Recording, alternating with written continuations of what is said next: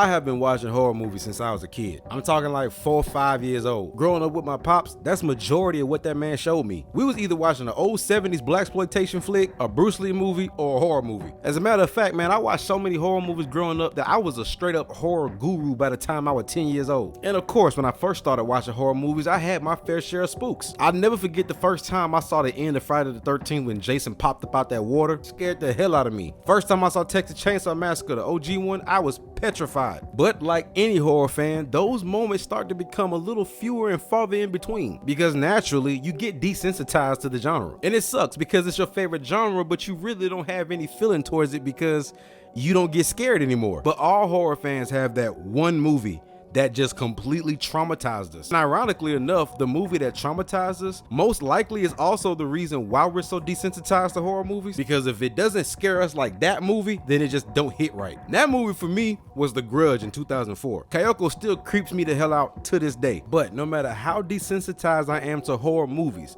there is one type of horror that will always get to me, and that, my friends, is horror video games. I was born in 1991, so I'm pretty sure like all 90s babies, we all had pretty much the same first experience with a horror game. And most likely that game was Resident Evil.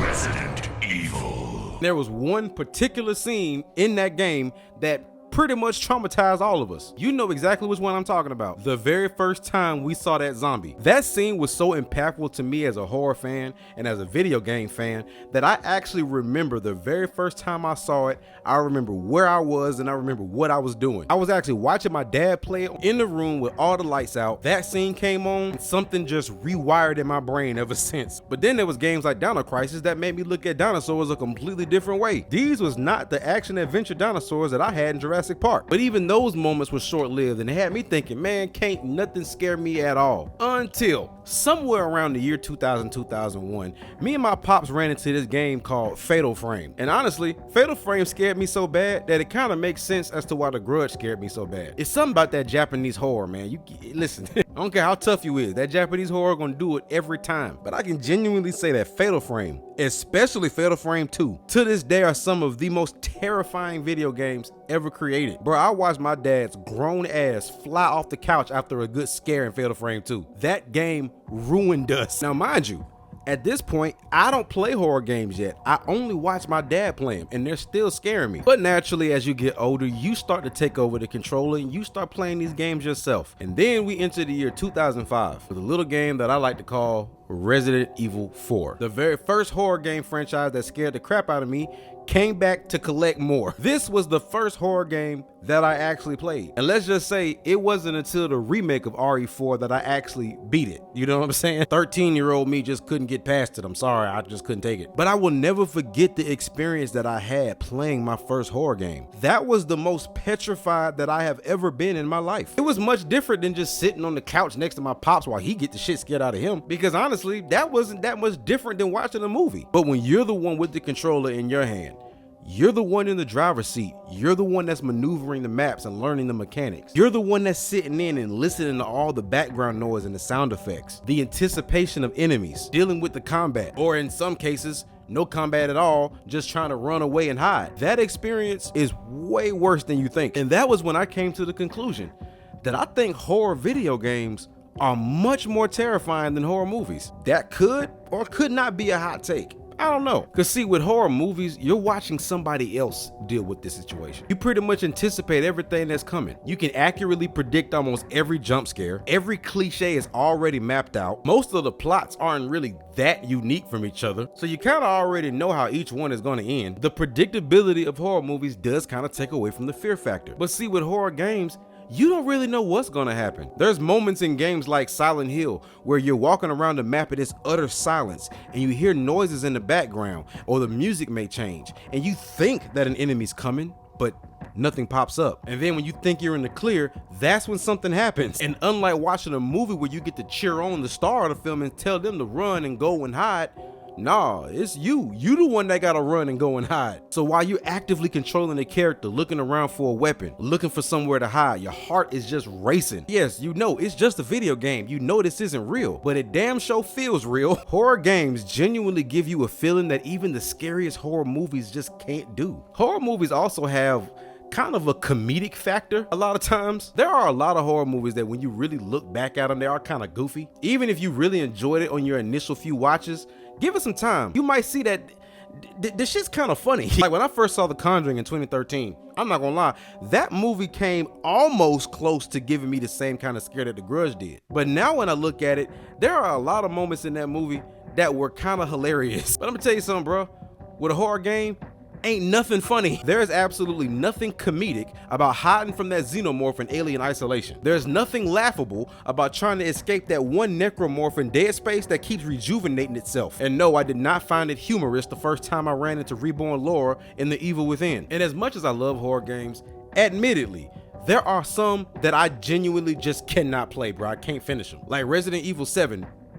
Hell no. I tried. Can't do it. Even at my big age, I know my limits. Outlast? Good luck. I tried to play Outlast. I really did, but I couldn't do it. I was chicken shit. Admittedly, I had to watch somebody else play it on YouTube. But on the flip side of that, there are some really great horror games that just kind of don't have that same fear factor. Like The Last of Us and The Last of Us Part 2. Those are essentially survival horror games. But I can play both of those in a pitch black dark room by myself and be perfectly fine. Except that part in Last of Us Part 2 where you fight the Rat King. I'm not gonna lie, that was kind of scary. Or other games like The Quarry or Until Dawn. Some of my favorite horror games of all time, by the way. Yet they don't have that thing that makes them unplayable. It's genuine good scares and good horror, but it's easily digestible. And see, the thing that I love about games like Until Dawn and The Quarry is, in my opinion, they are a horror movie fan's dream, because it's a video game, yet it plays out like a movie that you're directing, because your choices pretty much determine how the story is going to go, and you can do multiple playthroughs and get different outcomes every single time. That's why one of my favorite gaming franchises is the Dark Pictures Anthology series, with games like Little Hope, Man of Medan, House of Ashes, and The Devil in Me. And they got a new game coming out sometime this year with no release date. I did cover this in one of my previous videos. I'm completely stoked for that game. Cannot wait. But those decision-based horror games are absolutely phenomenal. Yet the fear factor in them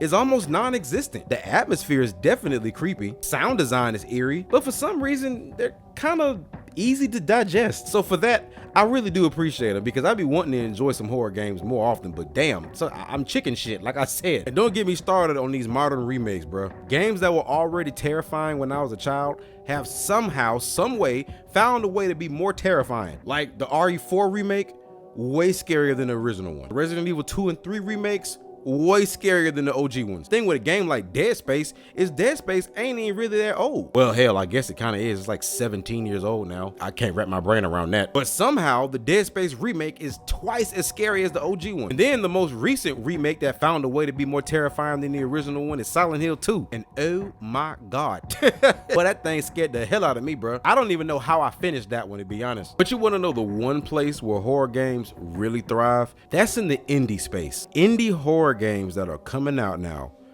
are absolutely insane. My all-time favorite YouTuber is my boy Hollow. Me and my girl sit back and watch Hollow streams all the time, and he plays some of the craziest horror games that I have never heard of. And my other favorite YouTuber, the Outer Middle Show, same thing. I'm like, where do y'all find these games? How do y'all stomach these things? Because ever since that PT demo hit the streets a few years back, it's like every indie horror game is trying to capitalize on the PT formula. And goddamn it, it's working. Gotta give some love to these indie developers. Y'all are really putting in some work to give us some great scares. Scares that I will only be watching on stream. Because again, I'm too chicken shit to try it myself. With all that being said, to prevent this video from being egregiously long and to prevent me from having a horrible editing process, I just want to say this. As big of a horror movie buff as I am, as many horror movies as I've seen, as many horror movies as I've broken down and reviewed on my other platforms, none of those films come close to the fear that I have experienced from picking up those sticks and playing a horror game. Video games as a whole have been able to do things and tell stories and make you feel emotions that even some of the greatest television shows and films have not been able to do. And it's amazing that to this day, video games just don't get the respect they deserve. But I will always, bluntly and boldly, say with my chest that horror video games are indeed scarier than horror movies. Thank you guys for tuning in to another video. Really appreciate y'all for rocking with me. If you are new here, please like, subscribe, and drop a comment, and hit the notification bell so you can be notified every single time I drop. And if you are a return viewer, like I always say, welcome back, gang. Y'all stay tuned for the next video, and y'all stay spooky.